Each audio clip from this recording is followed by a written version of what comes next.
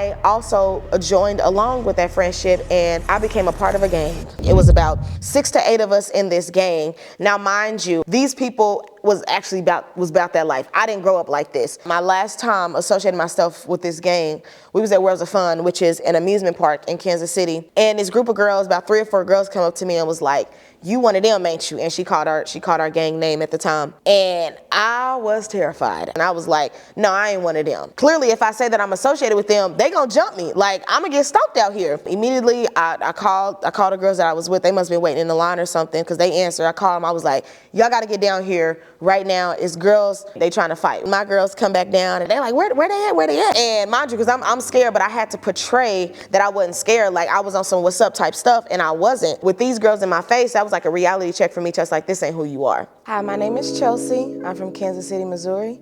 I am 27 years old, and this is my testimony.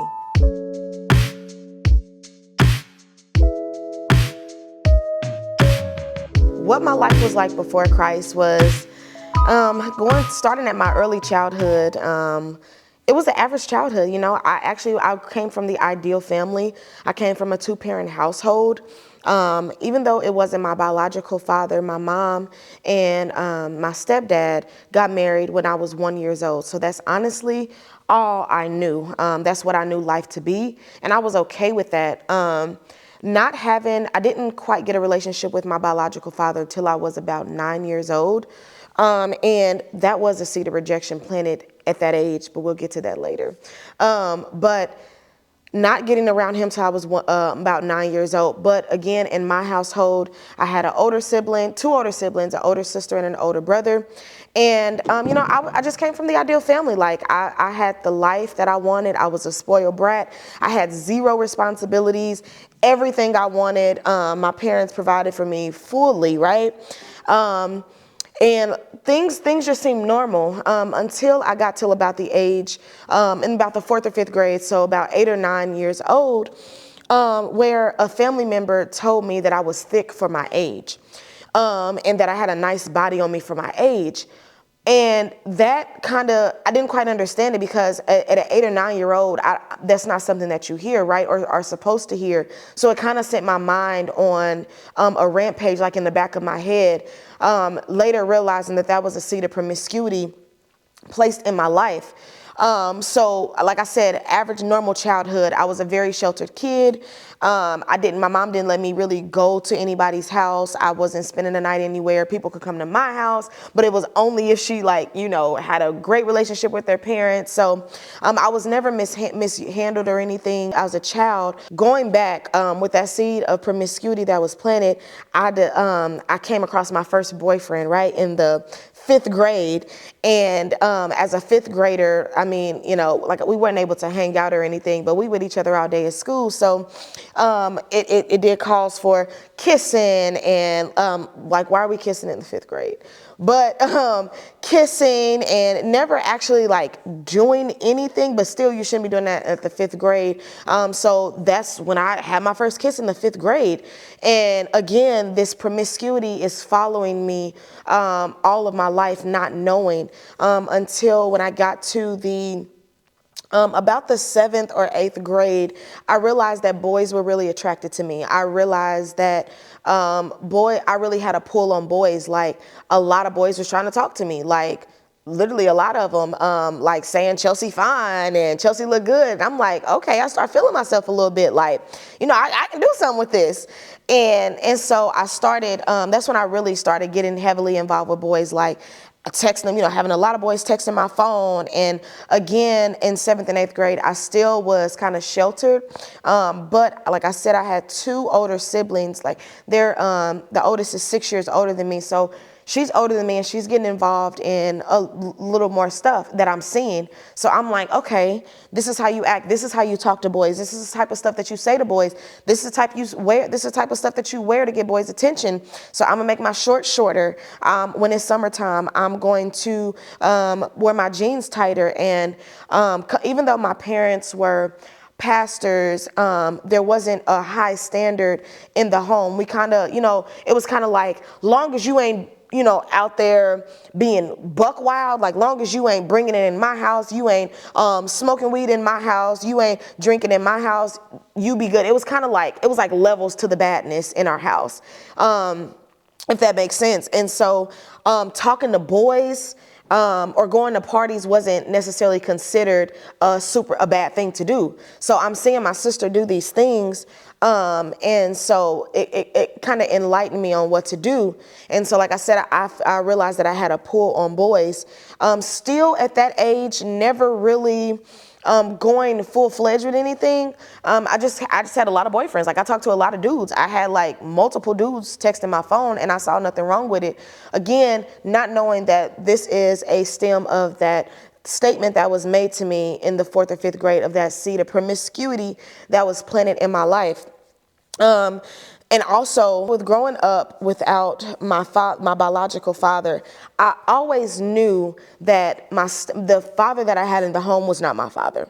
I always knew that. So it was never like, oh, that's my dad, even though he was my dad, and I thank God for him still to this day. That's one like the greatest men in my life. But I always wanted, it was something of knowing my biological father is not here with me. And so I had a rejection issue on me really bad. So I wanted to fit in really bad. So again, even going with the boys, you know, at that 7th and 8th grade, they getting boyfriends and girlfriends, you know, that's what they doing. But I also wanted to fit in.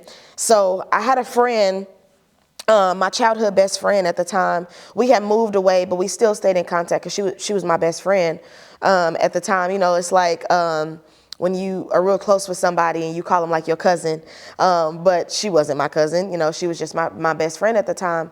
And so we still stayed in contact, and she went to, we both came from a predominantly black school. She went to another predominantly black school, and I went to a predominantly white school. And so she became friends with other people who were, you would consider, back here in KC, we call them hood babies, okay? She got friends with some hood babies. And so I also joined along with that friendship, and I became a part of a gang, okay? So we had a gang, we had a name for ourselves, and the city knew us, like, so we became a gang. We was literally a girl gang. It was about 6 to 8 of us in this gang. Now, mind you, I didn't grow up like this, okay? These people was about that life. I didn't grow up like this, but because I had that rejection, I wanted to fit in. I wanted to be a part of something. I wanted to feel fully accepted into something, right? And so we started this girl gang. I mean, like I said, the city knew us. Like, we moved together, like, on some real gang type stuff, right? I can't say I ever actually did like gang activity, like I ain't killed nobody or nothing like that, but we was fighting, you know, girls was getting jumped, like we actually moved like that. And like, if anybody came up against, like, people wasn't coming up against us, it was like personal funk with other people, but we was literally like a whole gang unit until this one day. We were at Worlds of Fun, and again, at this point, I'm about the 7th or 8th grade. I haven't high school yet. I'm still 7th or 8th grade. And there was one day, my last time associating myself with this gang, we was at Worlds of Fun, which is an amusement park in Kansas City. And everybody used to go on like 4th of July, Halloween, and all this other type of thing. I think it was 4th of July, or it was a big event. You know, we used to post it on social media. Everybody meet up at Worlds of Fun. We going to da-da-da-da. And so we met up at Worlds of Fun. Again, I'm with my girls, like, what's up? You know, there was no fear because we had each other, like, legit. We had each other. So I felt untouchable when I was with them, okay? Even again, I wasn't about that life. I portrayed to be about that life, like, but that wasn't my character. Like, that wasn't me. I didn't grow up like that. Like I said, I was very sheltered. I didn't grow up like that, but because I saw this stuff, I kind of just like changed who I was, to change my identity to fit in with them. But anyways, we at this Worlds of Fun place, and there was this ride called the Mamba. This is like one of the biggest rides at Worlds of Fun at the time. And this ride was a janky ride. Like, the ride always would get stuck and stuff like that. And I vowed, like, I'm not riding this ride. But all my friends, all the girls was like, we about to go ride it. And there's this restaurant. So the Mamba's here, and there's this restaurant outside the Mamba. And I was like, I'm going to just wait here. Again, I felt untouchable because we was together, right? I felt untouchable. So I'm sitting there by myself. It's other associates and stuff, you know, around me. So I was cool. I had people to talk to. There was other associates around me. This group of girls come up to me, right? And I'm little at the time. I'm short now, but I'm short and skinny then, okay? And this group of girls, about 3 or 4 girls, come up to me and was like, you one of them, ain't you? And she called our gang name at the time. And she was like, you one of them. And I was terrified. I had no associate. It was like a Judas situation, like a who? Like, that's literally what I said to the girls. And I was like, no, I ain't one of them. Immediately disassociated myself with them because these 3 girls is in my face. Like, clearly, if I say that I'm associated with them, they gonna jump me. Like, I'm gonna get stalked out here. And so I immediately was like, no, I'm not with them. And mind you, like I said, these girls are like twice my size, right? Like, or the girl that I was talking to, she was a big girl. Okay. And so she was like, you one of them called the gang name? And I was like, nah, I don't know who you're talking about. And so immediately I called the girls that I was with. They must have been waiting in the line or something because they answered. I called them. I was like, y'all got to get down here right now. It's girls coming out here asking. Clearly they on that. They trying to fight, right? And so when they come down, the girls walk off or whatever, because the girl was, when I said I wasn't with them, the girl who was talking to me was like, yeah, all right. And one of her friends was like, she lying. She with them. She is with them. And it was nothing but the grace of God that they kept walking. And so again, so my girls come back down and they like, where's she at? Again, like I said, they was on that. They like, where they at? I lied. I'm like, they went a different way. And mind you, because I'm scared, but I had to portray that I wasn't scared. Like I was on some what's up type stuff, and I wasn't. I immediately picked up my phone and was like, yeah, my mama said I gotta go. Okay. That right there was like traumatic for me because I had never been in a, like, I had never been in a fight. Like I portrayed, I did a lot of talking, I did a lot of yapping with people, back and forth, on social media. Back then it was like Facebook and stuff like that. I don't even know, was Instagram created? I think Instagram was created, but we was really on Facebook, for real. And so I did like a lot of like, social media type talking and stuff like that, but it never led to the point. I seen them fight, but I never had to actually fight. So with these girls in my face, that was like a reality check for me, just like, this ain't who you are, okay? So from then, I kind of withdrew myself from the gang type thing, and I stopped hanging out with them. I found me some friends at the school that I was currently at, but again, I'm still boy crazy. Right? By this time, I'm in the 7th, 8th grade, I probably have had about 4 boyfriends. I kid you not. Like, I'm still boy crazy. Skipping to when my life really changed was when I was a freshman in high school. You know, it's already like a new world when you go to high school anyway. Like when you've been a sheltered kid, in high school, because the district that I was in, middle school was only 2 grades, so it was only 7th and 8th grade, so it wasn't that many people. But you know, when you go to high school, you got all 4 grades, you got seniors, you got all of that. And when I went there, I'm catching seniors' attention by the way that I look. So again, that confirmed in me, I got a pull on boys. So freshman year, I get my first boyfriend. He's not in my school, but he's older than me. He was a junior. I say my first real boyfriend. So I get my first real boyfriend, and that's when I actually lose my virginity I was 14, 15 years old. I'm a freshman in high school. And from that moment on, like, you know, like some people, like a lot of people I would hear, like when people lose their virginity, they feel all sad and stuff like that. I felt like a whole new world was opened up to me. Like, when I lost my virginity, I felt on top of the world, like, which is, it's freaking sick, dude. But I felt like I was unstoppable. I felt like I got him now. Like the dude, I was always searching for love. Like with that rejection issue that I had, I was always searching for love. So I dated this dude, didn't last. Right after he took my virginity, gone. right? But again, that didn't do anything to me. Like, I didn't feel like less than in that situation. I was like, I'm gonna give me another one. Like, I'll go to another one. So then I got a boyfriend in the school that I went to, and he was a senior. So I really thought I was doing something, right? He was a senior in high school, and you know, we walk in the halls and we hanging out. Again, I'm partying at this point. At this point, I've really started partying every weekend. Like every weekend, I'm going to parties. Going back to the first boyfriend, like I said, he didn't go to school where I went to school. So when I got out of school, I was gone. Like, you about to come pick me up because he's a junior in high school. I'm gone. And again, my parents, like, there's no standard. Like, I'm just allowed to do this stuff. Like, he picking me up, we going on, we used to call it missions. We going on missions, and we chilling in the car. This is when I started drinking then. I mean, I wasn't drinking heavily, but I would, if I met up with him and he had something in the car, okay, we gonna get drunk and do what it do. And that's what's gonna happen. And so, like, I got the boyfriend in the school with me. And then again, I'm still sleeping with him as well. And, I'm just searching for love. And to the point, like, I couldn't even like steward a relationship well. So even I was excited to have a boyfriend that's a senior in high school because I was so boy crazy. Other dudes were talking to me at the same time, and it was a time we broke up because I started talking. We were dating, and then I started talking to another dude at the same time that was his friend that in the same school, right?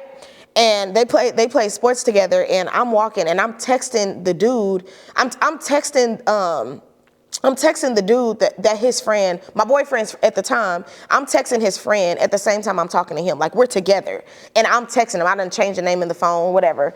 And we're talking, and he sees the messages on the dude's phone at like a football practice or whatever. And he confronting me, my boyfriend at the time came confronting me at school, like, this what we on or whatever.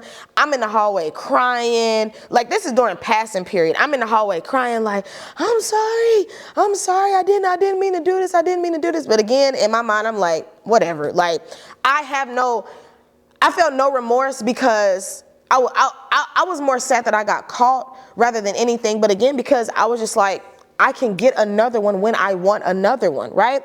So the boy that I was talking to didn't even turn into my boyfriend, right? But again, I kid you not, I'm going from boy to boy to boy to boy to boy. But I was always getting cheated on. Other than that one, but I was always getting cheated on. I'm talking about girls calling my boyfriend's phone asking, you coming over right now? Or dudes just saying, I don't want to be with you no more. We would sleep together and then they gone. Like, I was always getting done dirty. So I'm like, but I was just searching for love, so in like the wrong way, the wrong places, just searching for love, searching to be validated, which didn't make sense because I wasn't a child who wasn't validated. Like I said, I had my stepdad in my life. I had my mom who told me, Chelsea, don't be giving yourself to boys. But again, because I had no full structure in my life, it was just like, do whatever you do, right? Until junior year of high school is when I met a boy, right? I've always known him, but he tried to talk to me, and I just thought he was like the ugliest thing on earth. Like, I thought he was so dusty. I was like, because I was used to these type of dudes. So when I came into school, I thought he was so dusty. But junior year, he tried to talk to me twice. He tried to talk to me in 8th grade, and he tried to talk to me, like, I think when I was a freshman in high school. But junior year, I'm still boy crazy, right? Junior year, he came back a different person, okay? And I was like, hold on, me knowing that I got to pull on dudes, I was like, so what's up? He had a girlfriend at the time and everything. I was friends with the girl, matter of fact. And we started working together, and I just kind of started being real subtle and working my way in to make him to be mine. So we just start getting together, and then we actually started dating. So summer of junior year of high school, going into senior year, we actually became boyfriend and girlfriend. He broke up with the girl who was his friend, and girls was mad because he was talking to a lot of girls at the time too. I had girls trying to come up and confront me in the hallways and stuff like that.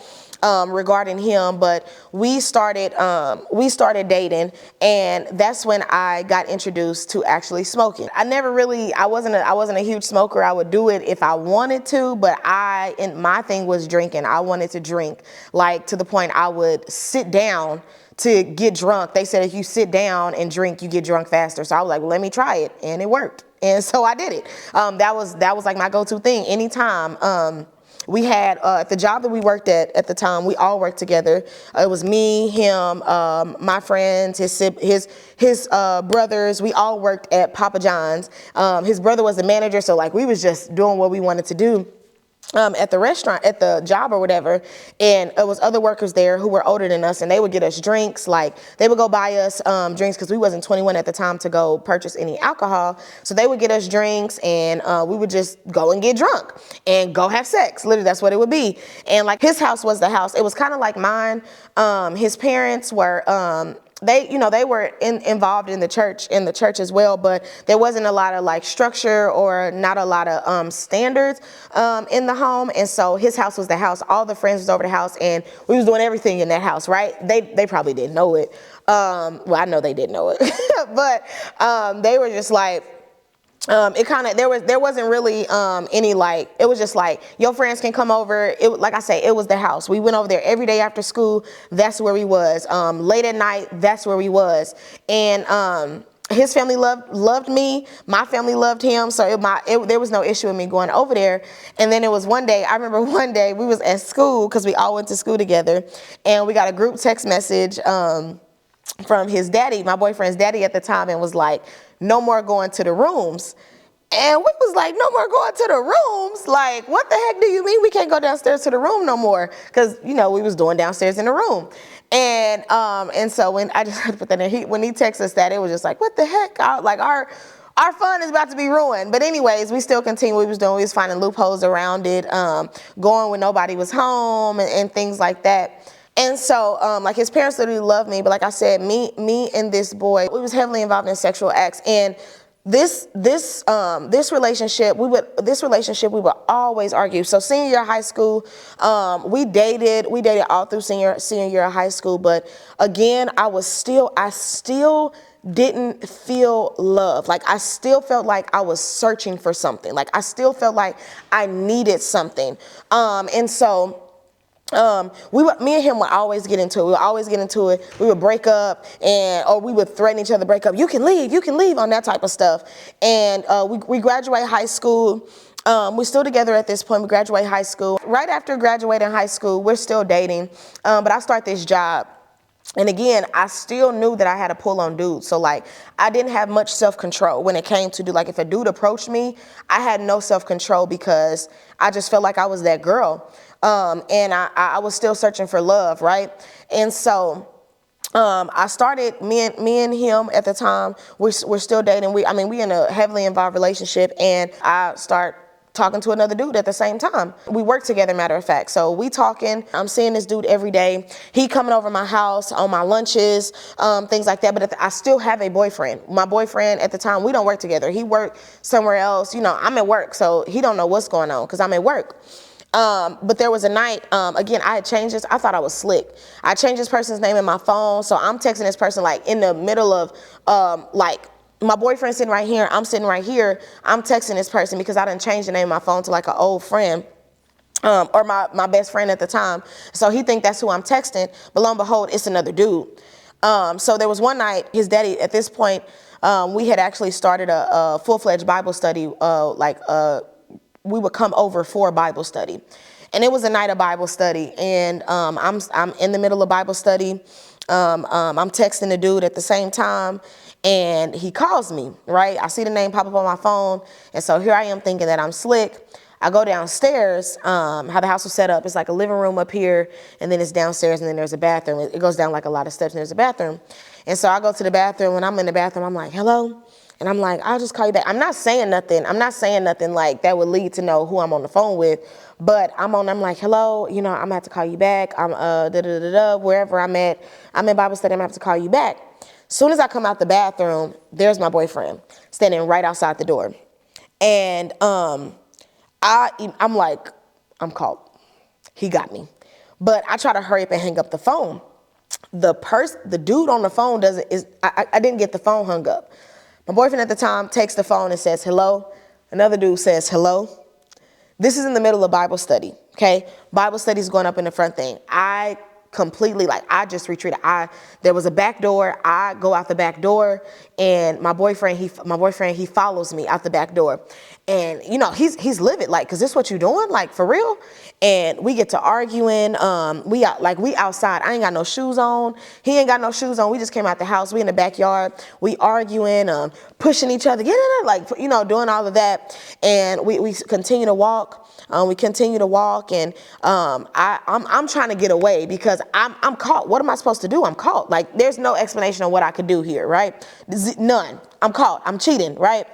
And so there's a school across the street. We go in the school parking lot again. We still tussling back and forth, and because we still going back and forth and everything, pushing each other and yelling and screaming each other in each other's face. Then the police comes. We at this school across the street, and they what's going on? I guess one of the neighbors had called the police because we was outside, and they're it's a physical altercation outside with a male and a female. So the police get there quick. The police comes, or whatever. We in this school parking lot. By this time, he has taken my phone, thrown it. My phone is completely cracked up. I'm crying. I'm bawling my eyes out. And then the police comes or whatever. The police comes, and of course they come to me first. They see this black man, whatever, and this girl crying. So they come to me first, and they what's going on? And I tell them we just got into it a little bit, whatever. And they're lividly, they're did he hit you? They're wanting me to say he put his hands on me so they could take it. I'm what the heck? What's going on? And so I'm in the midst, I'm crying did he touch you? Did he the police is badgering me, not badgering me, but grilling me in my face to get me to say that my boyfriend at the time put his hands on me. And I'm no, he didn't, no, he didn't, no, he didn't, no, he didn't. And they're okay, y'all need to go where you want. So they do you want to get in the police car, take me home? My car, again, I ran out the house. So my car, this is in the middle of Bible study. I'm not sure what's going on in the Bible study. I'm not sure if they noticed we was gone or what. I don't know, because we gone. But my car is still there. My purse is still in the house. All my belongings are still in this house. In my mind, I'm thinking I have to go back to this house to get my stuff. So the police, I didn't want to get in a police car. So he's in the car, but they're following me at the same time going back because we have to go back to the same place. So the lights are on, flashing outside. It's dark outside. Police lights are bright. They're vibrant lights. So his daddy comes out the house, and I'm just crying. I'm embarrassed at this point. I'm crying. I'm I just want my stuff. I got to go.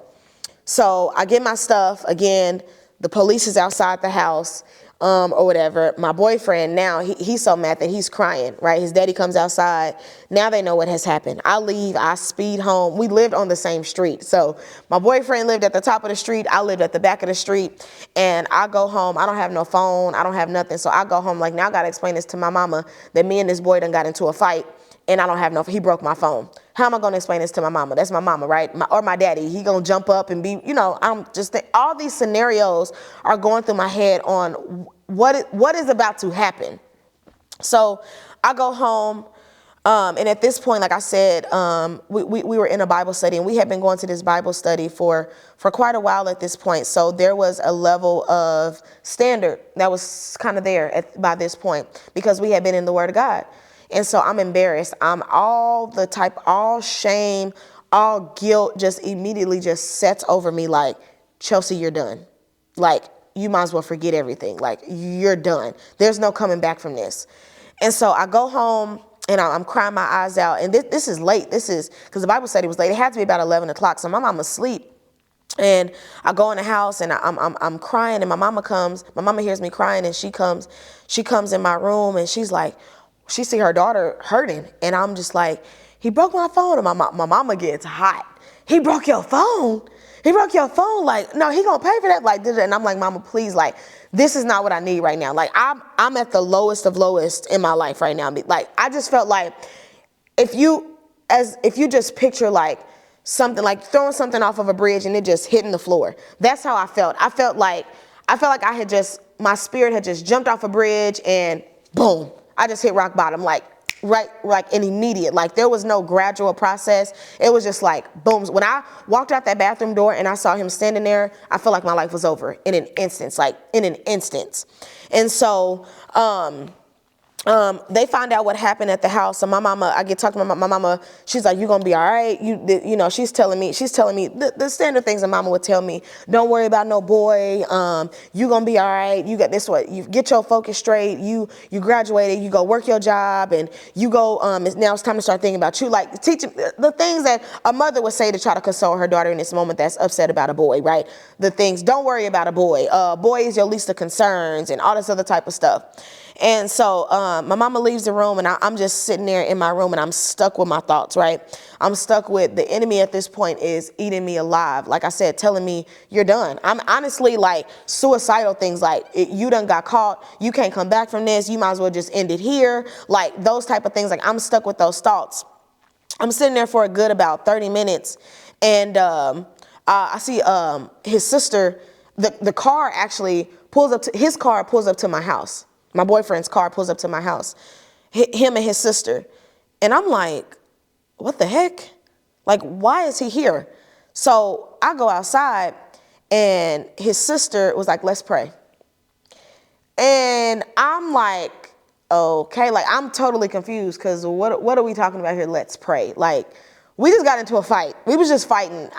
Prayer is the least of things on my mind. I'm stuck with these thoughts, but I'm like, all right, whatever. I've been in these Bible studies. I know maybe I should pray, right? And so we sit there and we pray, and she's praying, but I'm still like, the prayer ain't hitting. Like it's not hitting because the enemy is tearing me up so bad at this point. And so it ain't hitting. So I'm just sitting there, and I'm like, all right, amen. They leave, they part their ways. I got to go back in my house. I go back in my house next day. My mama, I go get me a new phone or whatever, and I'm cool. So you would think that would push me closer to God, but I ran. Again, my parents had a church. So one, I am the praise team leader at my boyfriend's church, right? At this time, like I said, my mom was a praise team leader. I'm following in her footsteps. I'm the praise team leader at my new church. I left my parents' church, and I went to the church with my boyfriend and his family. And I am the praise team leader at this church. We had a podcast, and like I'm on YouTube preaching the gospel at this time that this situation has taken place. So that's why the level of condemnation and shame and guilt was so heavy, because I had an image. I had something that I was supposed to be upkeeping. Like I had an image. And so when this happened, I left the church.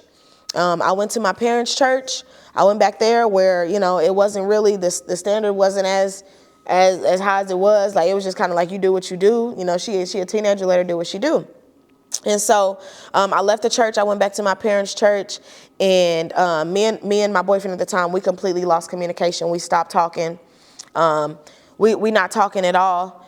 And so again, I still have rejection on me.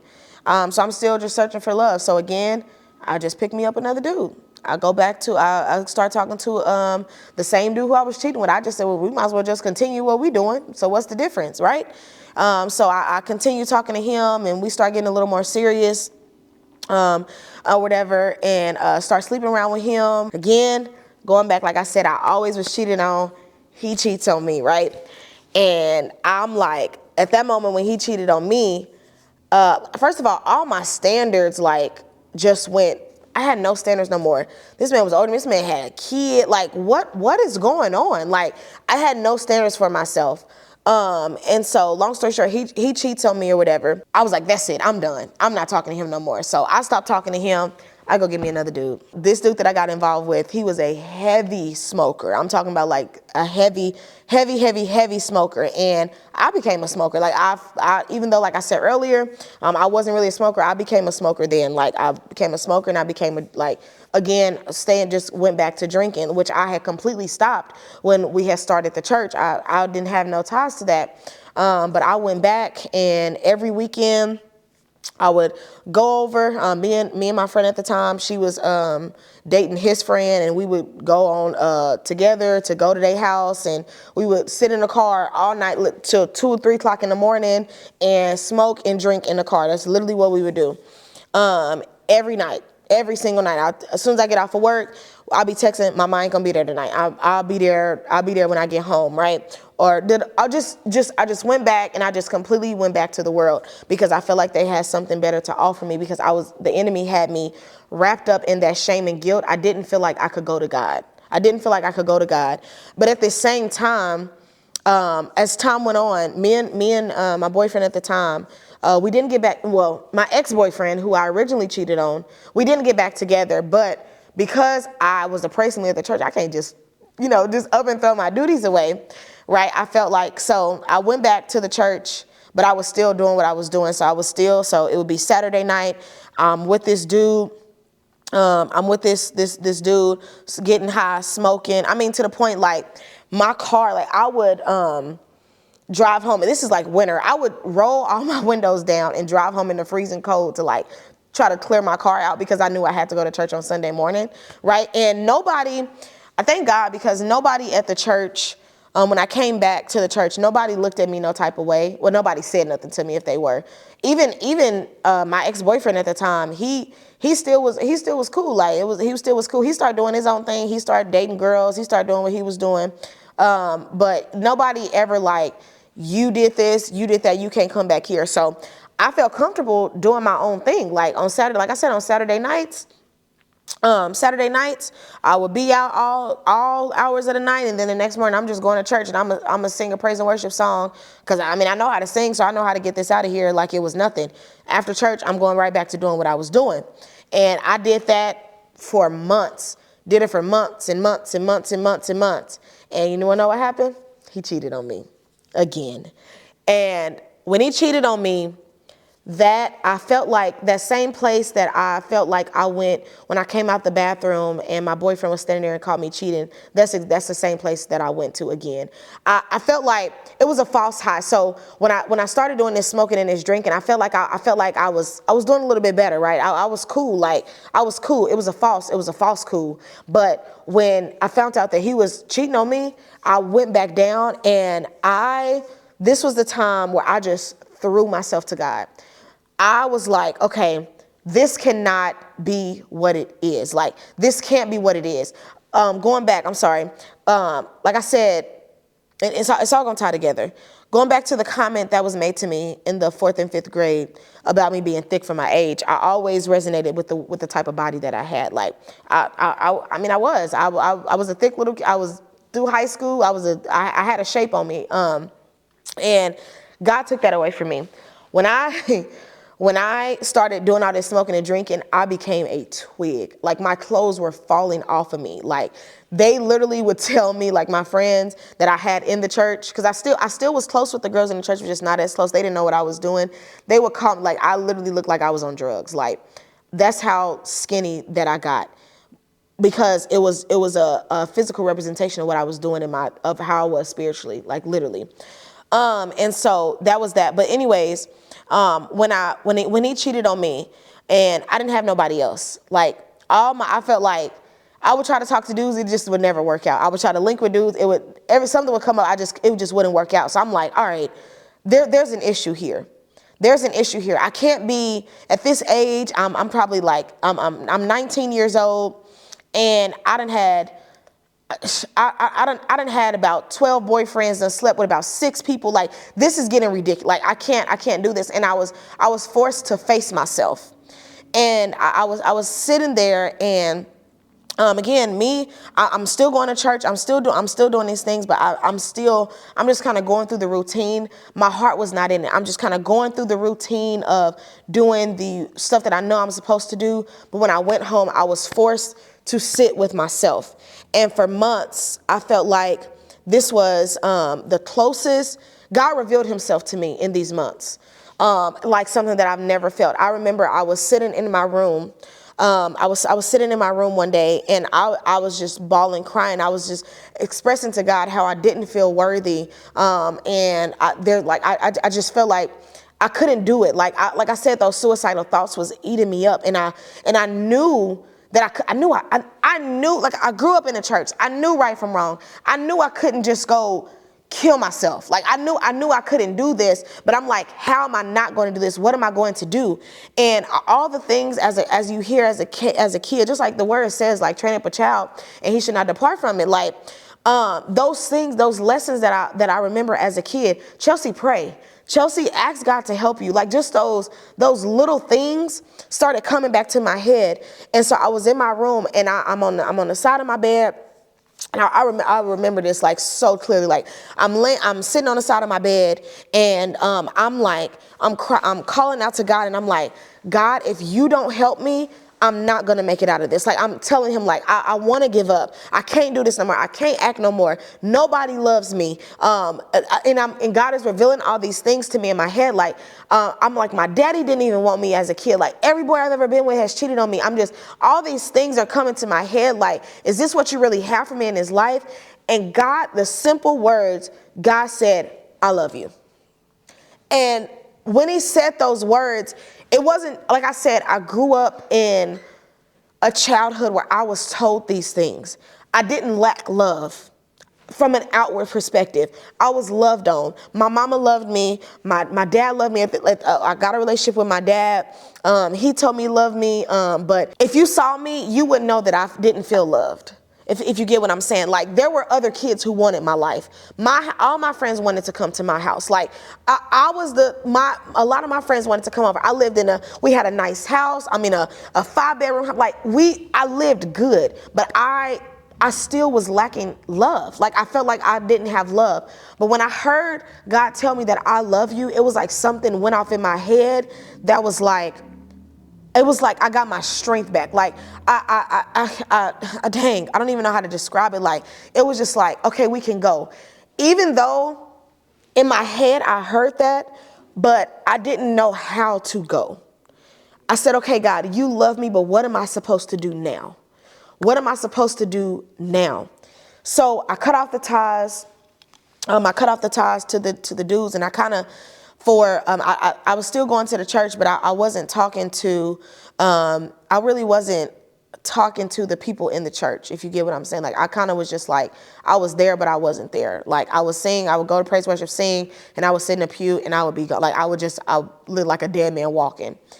And it went to about, I'll say, me and my ex-boyfriend, we was broken up. We was broken up for a total of a 9-month span before we got back together. But about like, month about 5, 6, he started trying to like rekindle the relationship and things like that. But because I just still in the back of my mind, I was that girl, I was like, no, I bet you we not getting back together. I was blocking him, treating him dirty, and telling him, no, we not about to do this. And he's wanting to get back. He's wanting to get back with me or whatever.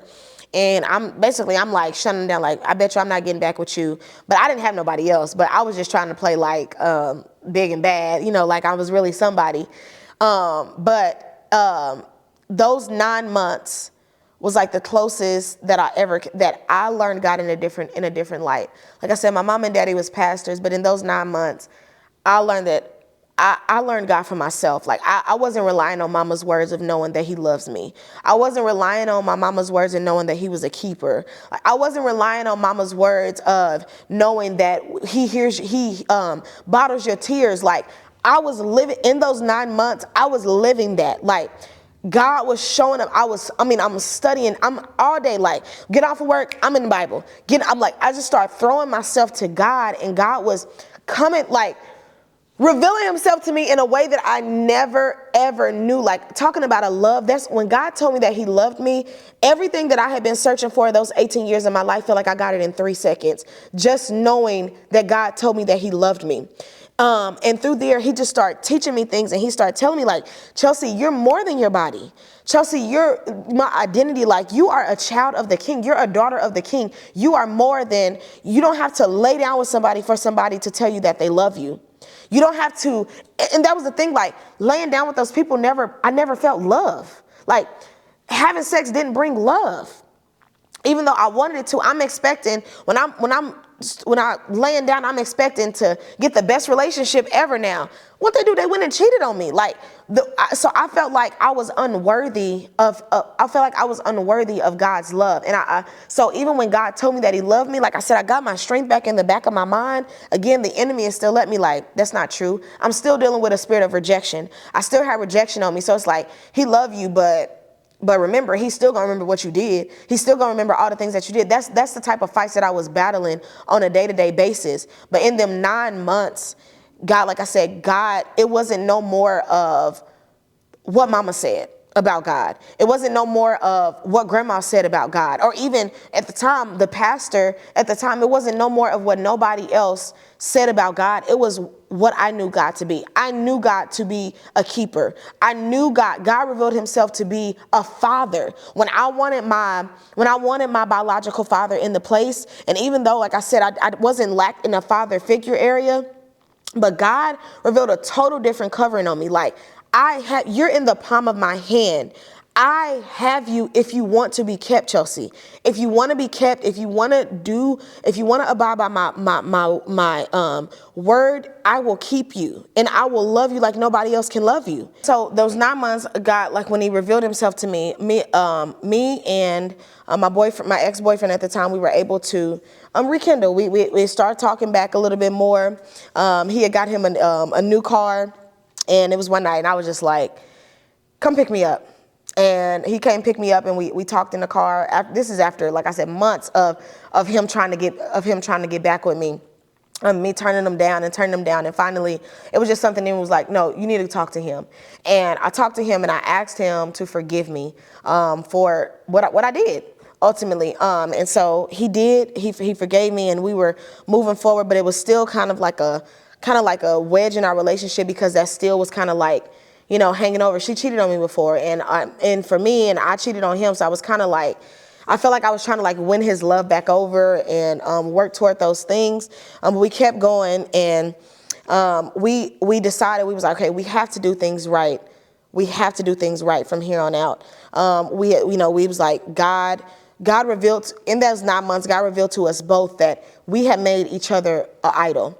And what does God's word say? You should not have no other gods before me. And that was ultimately that it panned out the way it did. But he had to let us know that you cannot put anybody before me. You know, we were going good and going to the Bible studies and doing these things. But we had sat down and we was like, we're doing things right. We're not having sex no more. We gonna do things the right way. We gonna do things the right way. Until one night we was alone and we slipped up and we had sex and I got pregnant. And that again, I felt that the same spirit of condemnation, of guilt came over me. And I said, I can't go back to this church.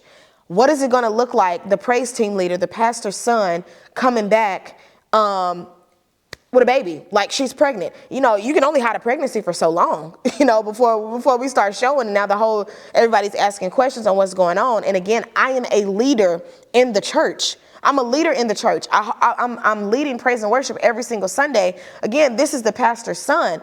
Wasn't she just cheating on him? Like, what's happening here? And so I was like, okay, I knew abortion wasn't an option. Like I said, I knew like we have to have this baby. And I'll never forget it. Like he knew I was pregnant before I knew I was pregnant. He was like, yeah, I think you're pregnant. And I'm like, there's no way. I took that test. And it came out and I took off running like I was off on a Maury TV show. I ran down the hallway and fell out. Oh my gosh. Like I thought my world was literally over when that test said positive. Like, what am I going to do? I live with my parents. How am I going to tell my parents that I'm pregnant? How are we going to tell your parents that we're pregnant? But that was like the least of my concern. I'm worried about the church. I'm worried about how am I about to be looked at. So that I dealt with that spirit of condemnation so heavy. And, you know, we tell my parents, we tell his parents, and, you know, his daddy told us straight up, like, or first I told my mom was like, it's going to be okay. I wish things went a little bit different, but you're going to be okay. We told his daddy, he was like, yeah, I got to hit, you know, y'all, that's what y'all decided to do. That is a possible consequence that you knew that you was doing when you laid down and did what you did, right? And so, but nobody shunned us. And I thank God for that. Nobody shunned us, even in the church. Like, the enemy was magnifying that thing so big in my head, which, yes, it was, that is a sin that we had to repent for. And so I got pregnant, and we came together. And we just said, God, we repented together. We sat down on the side. We sat down on the side of my bed, and we held hands, and we prayed, and we repented for what we did, because that wasn't, God made it to be okay, but that wasn't God's will. It's never for God's will to walk out of his will, right? And so we prayed, and we repented, and we just asked that, we said, Lord, just let this child be blessed. And so we have the baby and everything. And again, we living in separate houses at the time, but at this time we was like, all right, we got to get married. We have to get married. And so we get married. The man I'm talking about is my husband. We get married. My baby is 6 months, and we was so eager. We was like, we just got to do things right. We go to the park. Like, we get married at the park. That was never my in my imagination to get married at the park. That was not my ideal wedding. As a girl, you have this big dream wedding to be planned, but we got married right at the park. Ordered my dress right off Amazon, and we just wanted to be under God's covenant. And so from there on out, we just start doing God's will in our lives. And we just saw, now, not to say we didn't have to face the consequences of what we did, because when you sin, you still have to face those consequences. And so our first year of marriage was our first 2 years of marriage, I was like, yeah, this ain't it, dog. Like, we're going to have to figure something else out. Like, I wanted to leave multiple times. Like, I'm talking about, like, trying to plan in my head, when he go to sleep, I'm going to pack me and my baby up and we out of here. But I just thank God for him having his hand on our life. We now have been married for, it'll be 8 years this year. And so I just thank God we have 3 beautiful baby girls. And after we had our first child and we got married, we had our second child, and she was special. All my kids are special, but she was special because she was the first, she was a child out of covenant with us. And I felt when I got pregnant, I felt so defeated, because I wanted to break that generational curse in my family. And everybody having kids out of wedlock. In that time frame, it was very rare for people to be married having kids, and even though it's so common, it's still such a big deal. Like, that's not what God wants out of our lives. And so, like I said, we have 3 beautiful baby girls now. My husband is the assistant pastor at our church. I'm still the praise and worship leader, praise God. And now God is bringing me to a different point in my life. I went through years and years of just going through the motions. It's like, when you do something for so long, it's kind of like it becomes a routine. But here recently, God has brought me to another level in him, going back to the beginning of the 9 months when I threw myself to him and he revealed his love to me. That is the place that I'm at right now, knowing God as a father. And it just reminds me of the scripture in Revelations where it says, go back to your first works. You've left your first love. And that's where I found myself in previous months. And so right now I'm going back to my first works, going back to really laying at the feet of Jesus, laying at his feet and knowing that he cares for me. So my worship is different now. My praise is different now, because I know God on a whole nother level. Because sometimes when you get in this walk, like I said, I was 20, I'm 27 now, and it's been 7 years, and it can kind of just feel like, just routine. Oh, I know God. But I'm forgetting who God is. I'm getting so familiar with God that I'm forgetting who he truly is. So right now I'm just on, going back to the beginning. What I did in the beginning when I really felt like I needed God, which I do each and every day, that's where I'm back at. Lord, I need you. I can't breathe without you. I can't walk without you. I can't talk without you. So Lord, I need you to lead and guide me. So that's my life now. If somebody was to come up to me and ask me, why should they follow Jesus? I would tell them simply because he loves you.